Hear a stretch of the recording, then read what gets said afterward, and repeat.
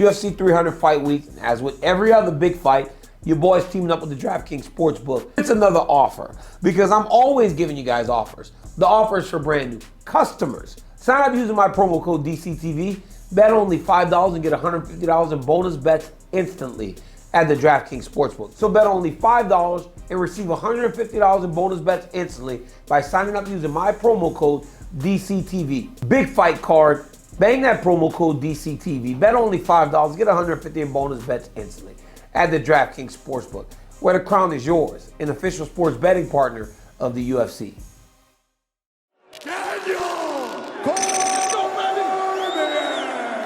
All right, guys, time to wrap UFC 300. Got the boys breaking it down. Look at Max behind. Sorry, look at my boy. Oh, you don't even know my name. Miles behind me. I called him Max because everybody's thinking about Max, right? After that performance, why wouldn't we all be saying Max? My boy Miles breaking everything down again. Oh my God. What a night UFC 300 was. You know, many a times you get promised things by promoters, by businesses, by organizations, and there's just no way that they can deliver. You know, when you were told time and time again this was going to be the greatest fight card ever, I would have been okay knowing that most would go, oh, these guys are selling. There will be fight cards that live up to this. But in terms of importance, when a fight card needed to deliver, I don't know if we've ever seen one like this in that moment under those circumstances. So let's start at the main event. Alex Pereira has done something that I never thought was possible. He has made this sport look doable. To have a skill set or a skill in one discipline that is so elite that it doesn't matter if you're fighting the best in the world, you can get the job done and you can become a champion. He still can't wrestle. He's a kickboxer.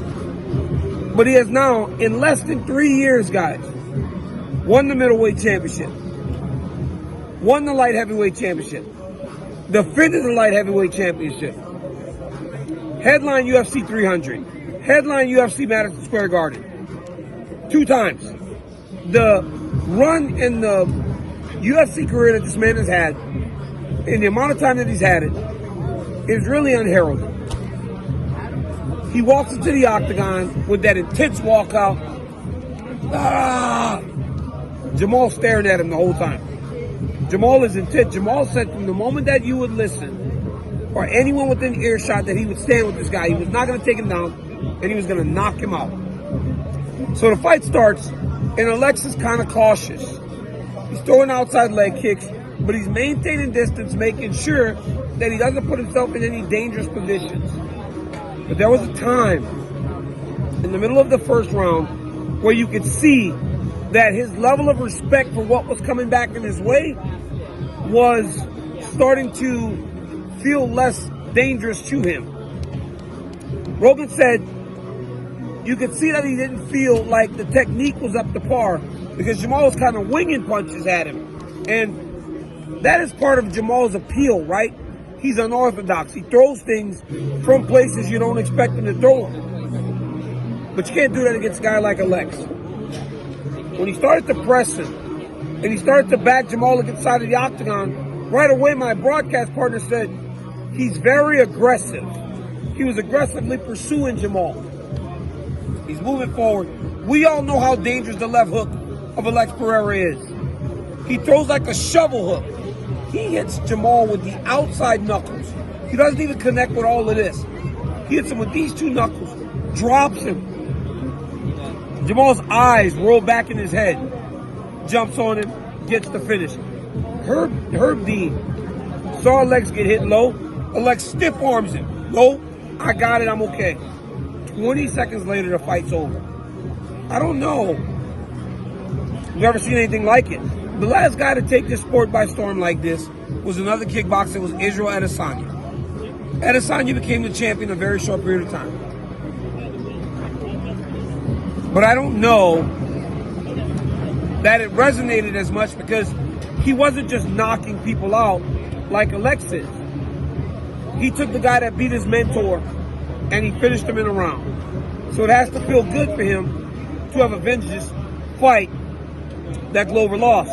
You know, I remember when we were in Singapore and Jamahal won the belt and Alex was the middleweight champion at the time. You saw him staring a hole through Jamahal Hill.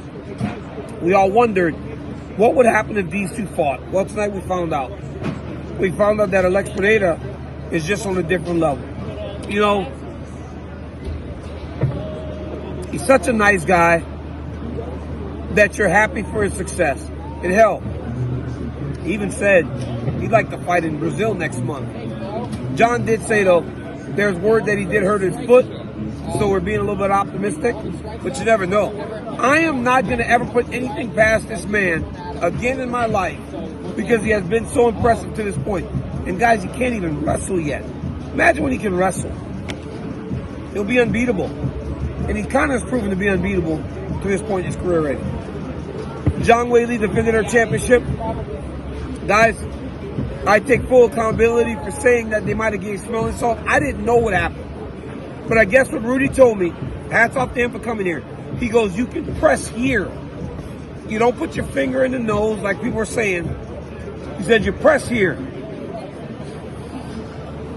And it opens up your nose. It opens up your breathing passages as she had been knocked out by the choke. So hats off to Rudy because all the success that Xiaonan had would not have happened if she didn't get that great work by the cut man, waking her back up and bringing her back to the point that she was still in the fight. I was wrong, and I am not above admitting that.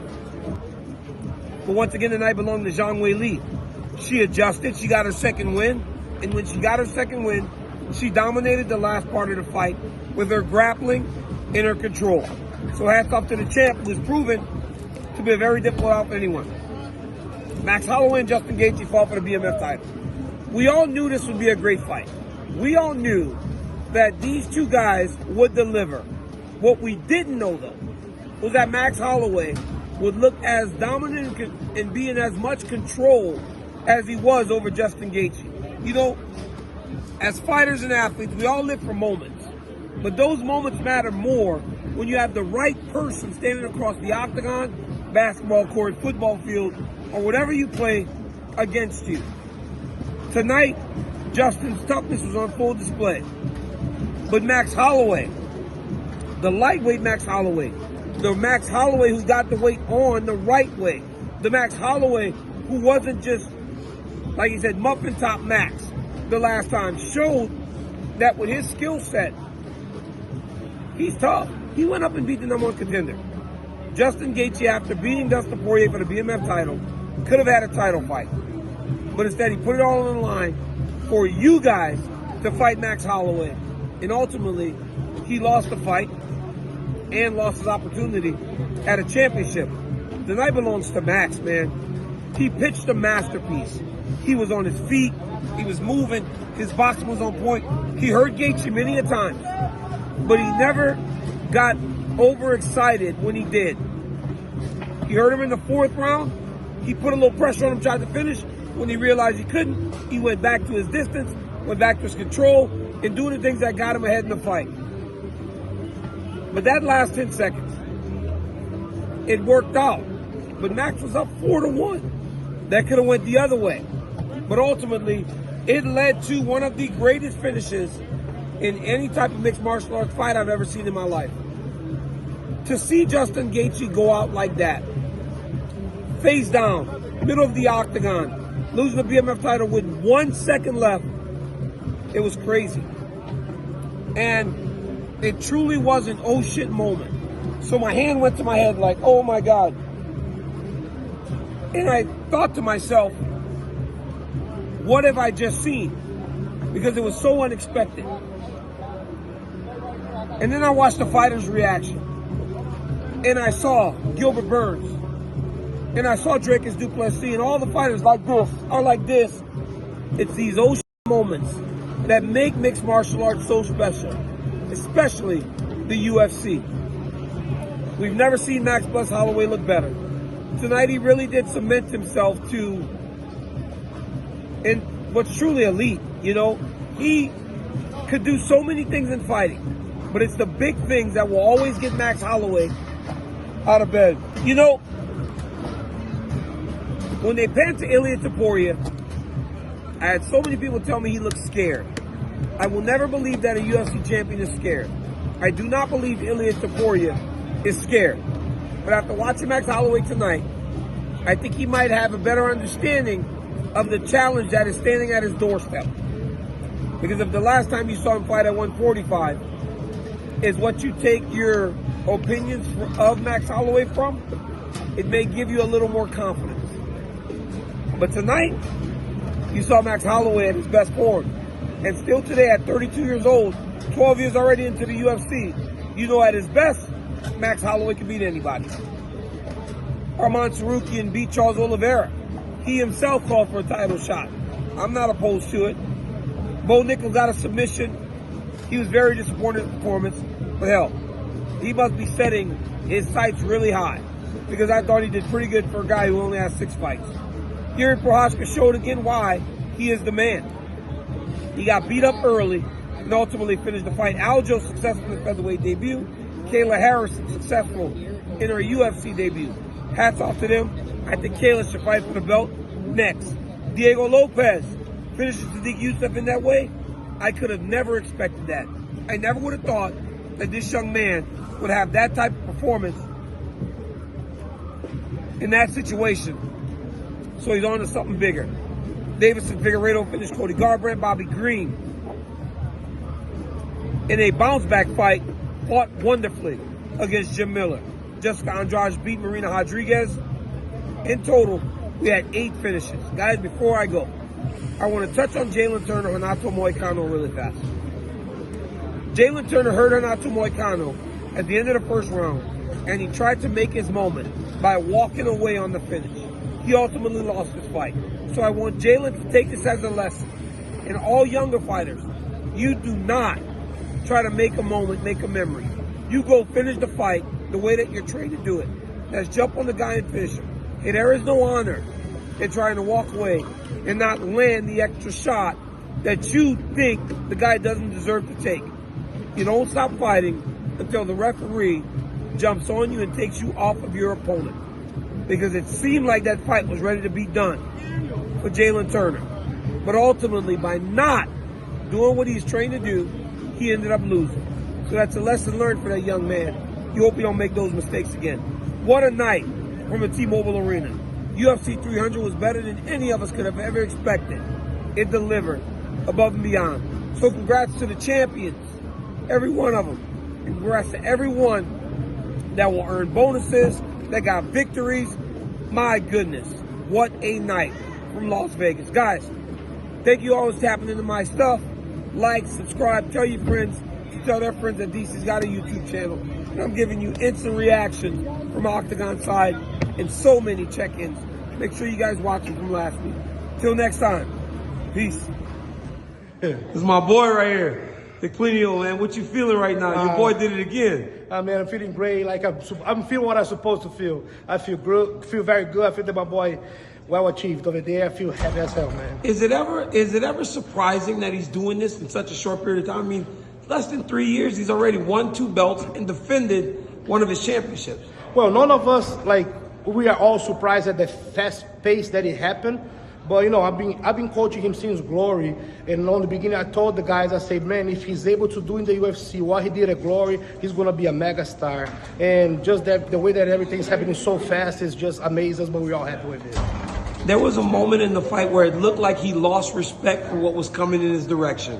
Early in the fight, he seemed a little cautious, make sure not to run into the power. Did you note that when Alex started to get a little more aggressive and start going at Jamahal? And then he gives old Herb Dean the stop sign like, nope, I'm fine.